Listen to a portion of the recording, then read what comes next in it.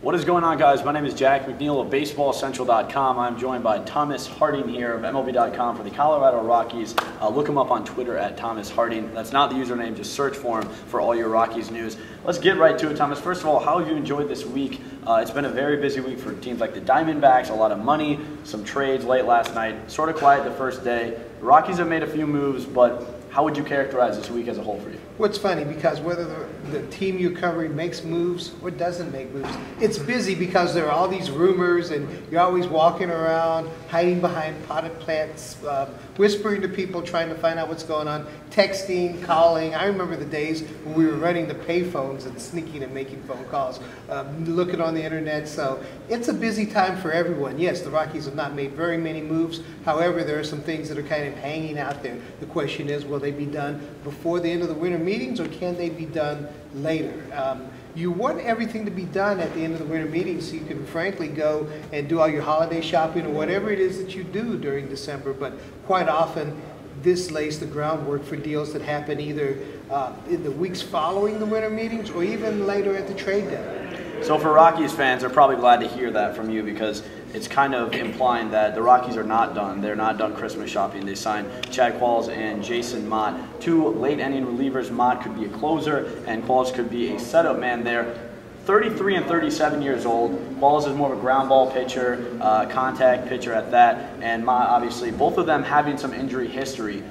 Is there some worry with the Rockies getting two guys that are over 30 that have had injury history and hoping that they can withstand the whole season at the 8th and potentially 9th innings of the games? Honestly, not really, because if you look at the successful Rockies teams of the past, they've built a very good bullpen, and usually there's some veteran leadership down there, not just the closer, but probably a setup guy, someone that the younger pitchers, because you always have young players there because of the roster structure, right. But you need to be able, if you're a young pitcher, to see a guy do the things that you do and understand how he does them. And I think it's one thing for a coach to tell you, or you know that this should be done, but if you're at Coors Field and maybe you struggled in a game or two, and you're able to watch someone like a Chad Qualls get some things done in the 8th or 9th, in the 7th or 8th inning. You know, Jason Mott blow people away and set up his strikeout pitch in the 9th inning. That's what you want to see. I remember a few years ago when they went to the World Series, LaTroy Hawkins was down there in the bullpen. Of course, you know, he pitched almost forever and he finally retired this time. But Rafael Betancourt, same way. He was a very good veteran type, and there were younger pitchers like Matt Belisle who came up behind him who learned from him. That's what you need in a bullpen. So if you're going to build a Rockies team, you're starting pitching, you're probably not going to have dominant starting pitching. So you build as good a bullpen as you possibly can. Looking at kind of what guys are targeting right now in the free agent wire, potentially even through trades, I guess as an average fan, you look at a team like the Rockies, you know, have not had great success of recent. You're looking at a team that has some trade value, Cargo obviously being one of those that we'll get to in a bit. Where are the Rockies going? I mean, are they signing guys to just fill some holes and hope to compete? Are they sort of in a mixture of a rebuilding but trying to stay afloat? Where is this team going this offseason and next year? Well, it's interesting because the winter meetings, a time like this, you're thinking about 2016. You know, the deals that you make, you walk out of here and say, and you tell your fans, we're going to compete, go out and buy a season ticket.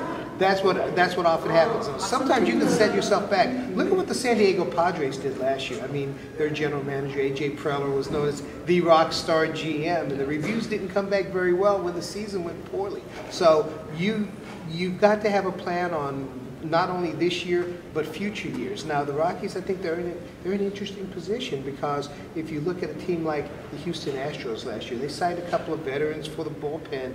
Luke Gregerson, for instance, they got him for the bullpen. And you're thinking, why is Luke Gregerson, who has pitched on some good teams, why is he going to the Houston Astros?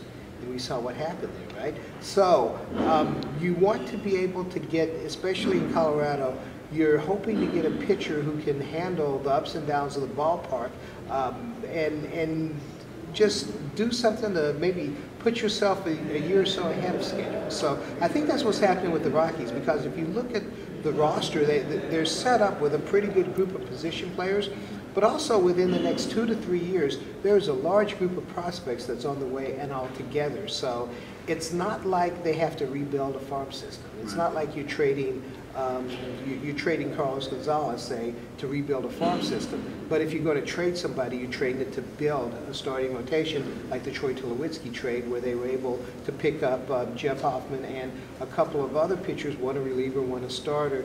You're trying to build pitching and trying to build pitching depth. Right, and of course the Rockies will have a high draft pick coming up this next year as well, so they can continue to build that. The next question, I guess, would be, what are you seeing in terms of the payroll? What can fans expect with payroll? Will they be able to, in the next few years, kind of flex, as teams have been calling it, and go out and make some big moves to kind of shore up whatever needs are available? What kind of payroll should fans expect from the Rockies in the coming years? As long as you have that group of prospects that are coming behind the guys that you have. Like, for example, there's a very good third baseman. MLB.com ranked him the third best third baseman in the minors, Ryan McMahon. Well, you do have Nolan Arenado there in the majors, so there's some flexibility there. There are a couple of outfielders, Raimel Tapia, who was one of the top prospects in the Arizona Fall League, and also David Dahl, out of high school a few years ago, their #1 draft pick. They're at the stage where they're at AA, possibly AAA, possibly making Major League debut this time or next. And then you look at the big roster, and you have an outfield where guys, maybe you could trade them and fill some of your other spots. So as long as you continue to build in your minor league system and you're able to make deals, whether they're with those players or with players that are, or with players on your big roster, and use those to fill in, as long as you can do that, then you can flex. Right. Now, until those guys come up, what are the immediate needs that you see for the Rockies right now with starting pitching, and who could they target? I know you said they're probably not going to be able to make more moves, as the winter meetings are ending, but who do you see as good fits moving forward the rest of the offseason for them? Well, it's interesting because I think whatever the Rockies do with pitching, it's going to have to be with a trade. So that's where the Charlie Blackmon at center field or Corey Dickerson in left field. Corey Dickerson has 4 years of club control, and that's very attractive to other teams. But Blackmon has 3 years of club control. The Carlos Gonzalez case is a really interesting one because he's making $37 million in salary over the next 2 years. That's a lot of money. But if you look at the free agent market, that could be a fraction of the years and the dollars that could go to someone who's out there as a free agent. And maybe some teams might say, hey, Carlos Gonzalez for 2 years may get us where we need to go, and we're not tied up for another 3 to 4 years. Sure. Have you gotten that sense at the meetings, or just in this whole offseason, that, with the rising costs of really any free agent, Jason Hayward, the big premier free agent, outfielder on the market, Gordon following him, looking at a 10-year, $200 million contract, a lot of money out there for some of these bats. Would now be a time to trade Cargill? I mean, does that make sense, or do you think they should go a different direction? Well, it makes sense, especially if they sense that a team either doesn't want to make that commitment to, say, Jason Hayward, or a team attempts to get that guy and then isn't able to. Then what? If that team has some pitching, and we're talking about people who can pitch at the front of a rotation, not necessarily just the superstar proven back of the baseball card says he's a 6-time All-Star.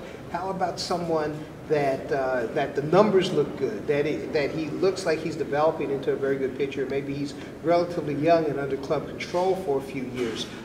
That's the type of person that the Rockies could be going for. Now, if you deal with Carlos Gonzalez, you may have to take back some money because a team may want to shed some payroll, but if it's the right kind of pitcher, the Rockies would have to look at that. I guess the last question, and on sort of a somber note, but recent cases with Chapman and before him Reyes with the new domestic abuse policy.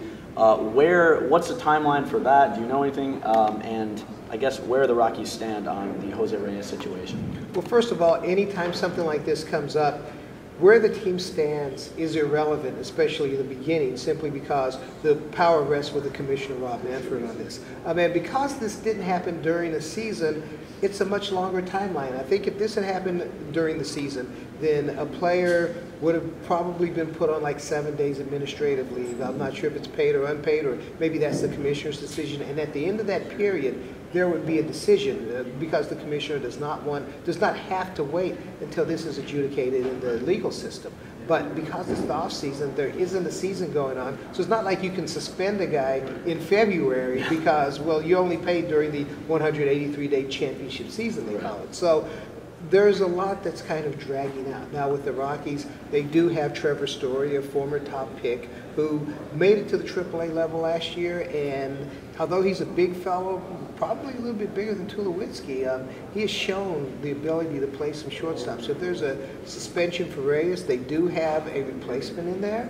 So it may not be as crippling as, say, if it were another case where, first of all, it's one of your star players and you're not sure that you have his replacement. Absolutely. All right. Well, Thomas, thanks so much for joining us tonight. Thomas Harding, again, Colorado Rockies writer for MLB.com, joining us in Nashville on the last night of the baseball winter meetings. Thanks so much, Thomas. Thanks for having me. Yep.